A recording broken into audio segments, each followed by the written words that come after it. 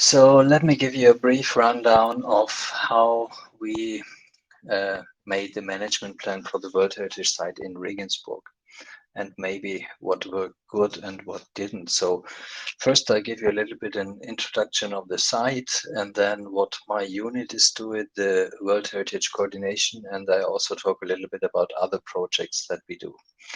So the city of Regensburg is located on the river Danube in Bavaria. It has more than 1,000 individual monuments and it's growing rapidly. So we have a lot of pressure, especially when it comes to infrastructure, railway station, new stations for buses, new facilities for cruise ships, things like that. So here you see the location. It's on the northernmost point of the river Danube. And the town is part of the town that was inscribed in the World Heritage List was the former free city of Regensburg. It was its own entity by law, and then the northern part, which used to belong to Bavaria. We have some signature sites like the Stone Bridge, the Old Town Hall where the Imperial Diet met, the cathedral, and the castle from Thurn and Taxis. And 10 years ago, we opened a large visitor center for the World Heritage Site in a very good location, and it's very popular. And I come to that in a minute. So 2006, the site has been inscribed. At that time, it was the 32nd World Heritage Site. We have about 183 hectares, about 15,000 people living in the World Heritage Site in the center of the town. And we also have a large retail area because we have a very high central function for a large surrounding where about 600,000 people are living. So the city was inscribed for three criteria. First one was the medieval trading center that influenced the region north of the Alps. Second one, it was an exceptional testimony to cultural traditions in the Holy Roman Empire. And the third one is again on the medieval trading town. And the special thing was that you can still see the different stages of the historic architectural development because during World War II, there was only minor damage, which is very unusual for German cities, of course. So to understand how we approach the management plan, I often use this slide. It shows one of the squares in the city. And if you read around, all these issues are affected by World Heritage. So it's the homeowner, there are questions of preservation and finance, use and accessibility, it's about living quality, noise and tax issues. Of course, we have topics in the public realm like paving, finding a good compromise between something for the handicapped and the pure preservation ideas that somehow are always there in cities like Regensburg. Then, of course, we have historic monuments with preservation issues inside and outside. It's also about the uses of the buildings. We have visitors. How do we deal with them? How many do we want? How do we tell good stories? How do we manage visitor flows? We have commercial activities in the old town. It's about how do we deal with advertisements and the use of public space for commerce, all these small things outside of the shops. And of course, also about structural things, because sometimes two houses are now used for one shop and has been connected, which is of course a destruction of the World Heritage. We have the topic of interpretation. We are currently preparing a World Heritage interpretation plan where we really want to elaborate some key narratives, and starting from these narratives, which go way beyond normal facts, we want to reach out to citizens and visitors alike. We have inhabitants and students, so we have a lot of students in Regensburg, and of course they have different needs than families, so that also causes a lot of conflicts. We have many cultural events in the city, and people complaining who buy the expensive flats that it's so noisy in the city. One compromise that we have found is to keep 5 weekends throughout the year free of any event in the old town. We have the cathedral and other churches with very specific needs, and there we talk about renovation techniques and materials that are used. Some stones are not available anymore because the quarry was closed, how to deal with that. Of course, we have the big topic of climate change, and connected to that, the carbon footprint of the historic building stock. What can we do? Not so much. In the historic center, no solar panels, no plastic windows with the super numbers to keep the heat in and the cold out. So we have to find other ways. It's of course also a question of urban design. So it's about the very normal things like the quality of chairs and tables and other movable objects. I mean, what do we really want to see when we visit the World Heritage Site? And the most difficult topic maybe comes at last. It's the traffic, the accessibility. I mean, how many cars do we want in the city? How to deal with that? And now we have bikes, and we have these big cargo bikes that almost take as much space as one car. So a lot of things are changing, and all these adds up to what we call the multifunctional character of the old town. And this was really the starting point to develop the management plan. So it was not only about preservation, but we wanted to keep this multifunctional character and give room to conflicts that are in the room, and to define a vision for the old town, and from this vision also to define specific actions. So who are we? We are a World Heritage Coordination team. We are a small team of 4 persons at the moment, and we basically do 4 different things. So we act as a coordination and contact point. We do everything that is connected to monitoring, e-commerce reports and periodic reporting stuff to ensure that the World Heritage Site keeps on the World Heritage List, basically. Then I would say it's about 60 to 70% of the work we do is really public relations and awareness raising, mainly centered around the visitor center that we opened 10 years ago. And then we have networking and scientific activities. We are active in many networks. The biggest one is the Organization of World Heritage Cities. That is like a worldwide network. So to dive a little bit deeper into it, so coordination really means to be a contact point to answer questions from students, from politicians, from citizens. And we have a lot of requests and a lot of questions that we get asked. Then it's about the management plan. We come to that in a minute. And we also do European projects, and try to attract some additional funding. So far in the last 14 years, we attracted 18 million euros for really hard projects in the city, like, for example, the renovation of the Stone Bridge. So the World Heritage Management Plan, the idea really was to balance the safeguarding of the World Heritage Site on one hand with the sustainable development of the area. And that sustainable development includes, of course, many different aspects: social, economic, environmental, and cultural aspects.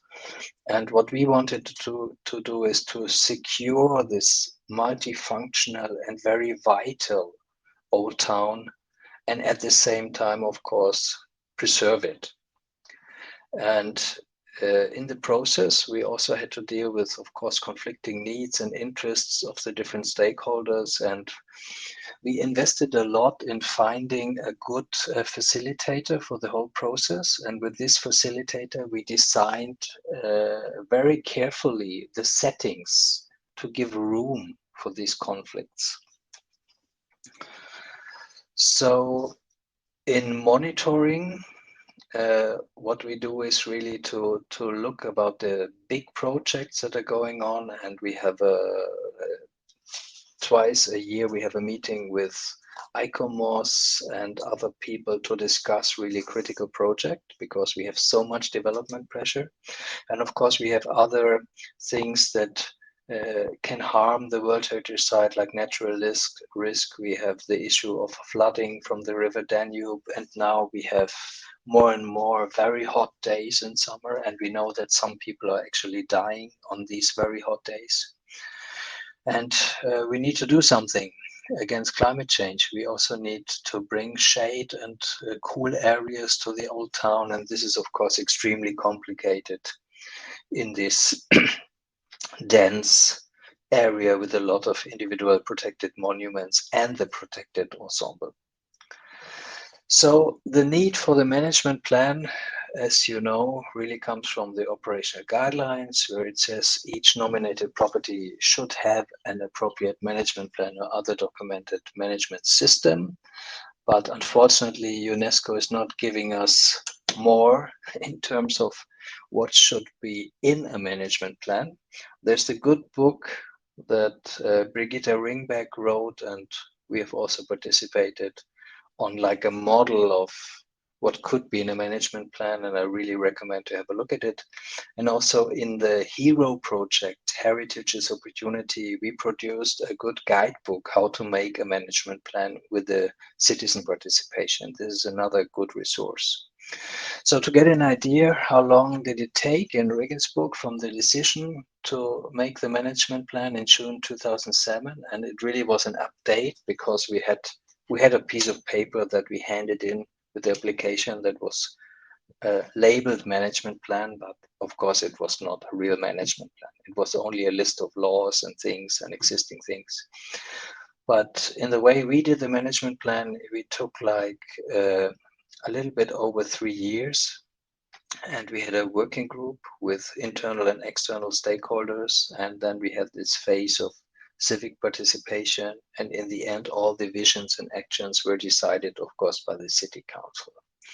So the vision that we have developed is that the unique World Heritage Old Town Regensburg with Stadtamhof as a center of European history, people are obviously very proud in Regensburg, is to be preserved in its substance. It is essential to give citizens and guests an understanding of the great value of the World Heritage Site. Plus, the unique World Heritage Site is due to be developed as a multifunctional and living place for citizens, guests, and commercial activities.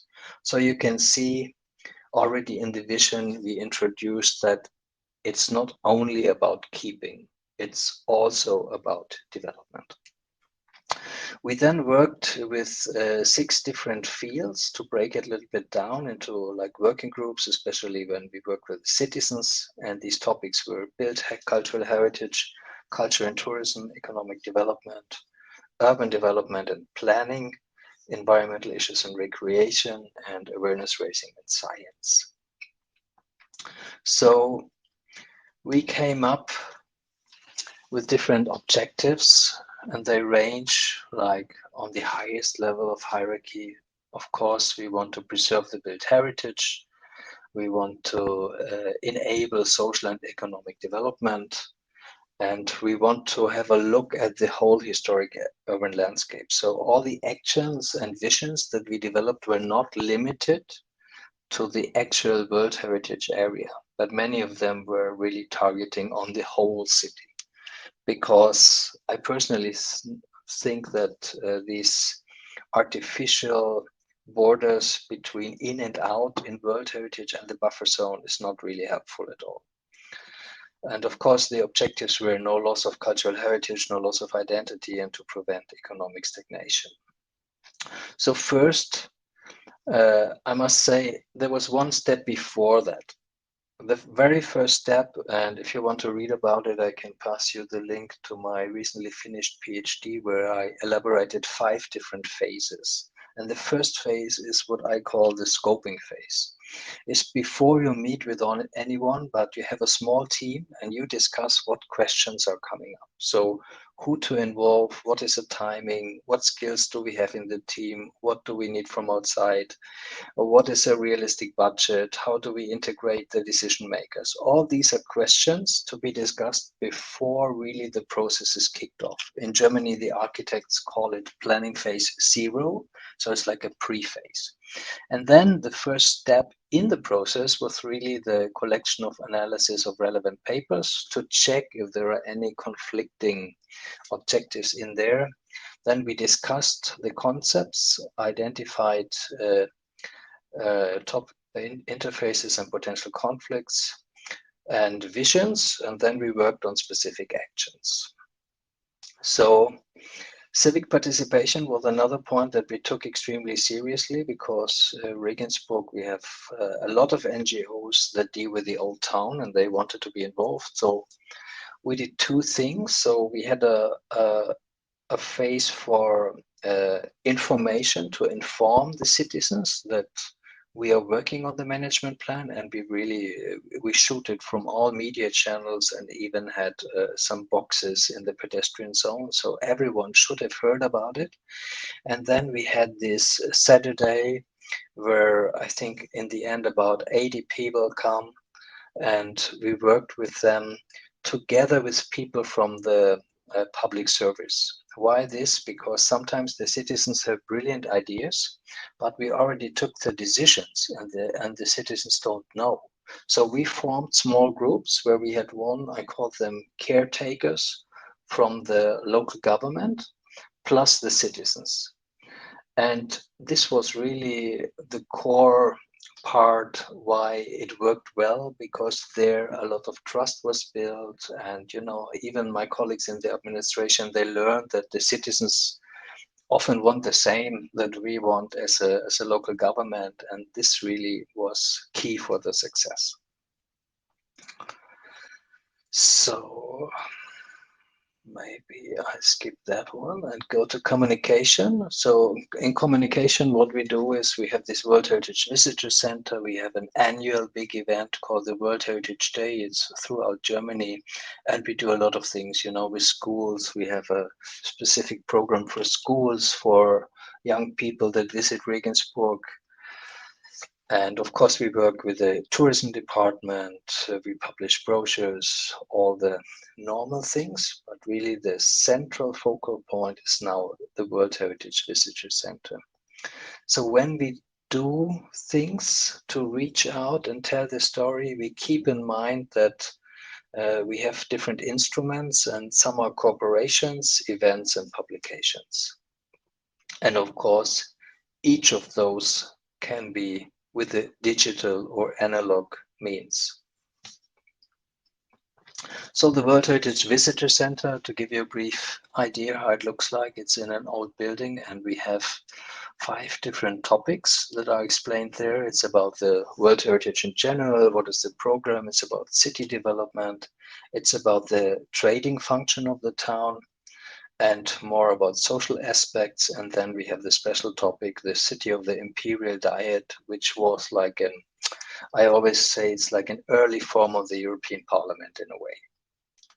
So the last part where we work is really like scientific discourse and networking. So we have a lot of cooperations with our 2 universities that we have here. I teach there regularly, and we give some topics as ideas for master thesis and things like that.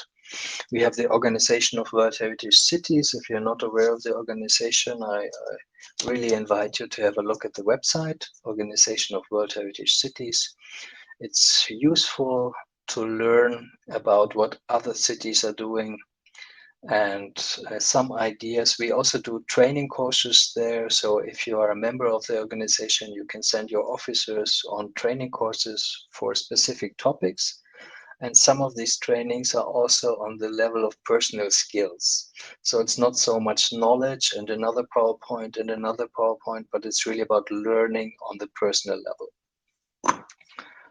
So the current projects that we are working on is we are working on a big, what we call World Heritage Information System. It's a analog and digital system, including analog signs in the city, but also a digital thing. So the idea is when you enter the World Heritage Site, you can orientate yourself, find your way, get information, and also get some information that is related to services, like what event is going on this evening, etc. That's really a large project, and we thought it together with a lot of stakeholders, but we will implement it step by step. Another project is the interpretation plan that we just started the call for tender to find a company to help us with this. It's basically about facilitation, what we need here. And the idea is to elaborate, in my mind, it's 5 to 10 key narratives. Key narrative with a good story that is linked to the universals, which is like death, love, war, and tell the stories in a much more attractive way together with good pictures to really reach out better to the people, because often the way we tell heritage stories is more in a scientific way. We talk about topics but not about stories. Then we have the idea to redo our World Heritage Information Center, because after 10 years and we have about 300,000 visitors per year, it's a little bit run down in a physical way. And also this summer we had a second World Heritage Site, the Danube,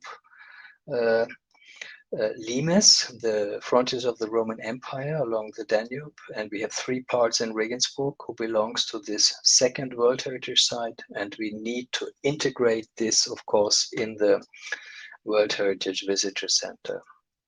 Then we do a lot of things at the moment in the field of resilience, heritage and resilience. For example, in the urban agenda for culture and cultural heritage, you may be aware that this is something that the European Commission has started, I think, 2 years ago. And we are working there together with other cities to really tell a better story how heritage can also contribute to resilience. We are not always something that needs to be taken care of. We also have a lot of qualities from heritage that can contribute. Then we establish a new learning program for schools. And of course, the Danube Limes intercommunication activities. And I think, looking at the watch, my time is pretty much over, and so is my presentation. So thank you for your attention.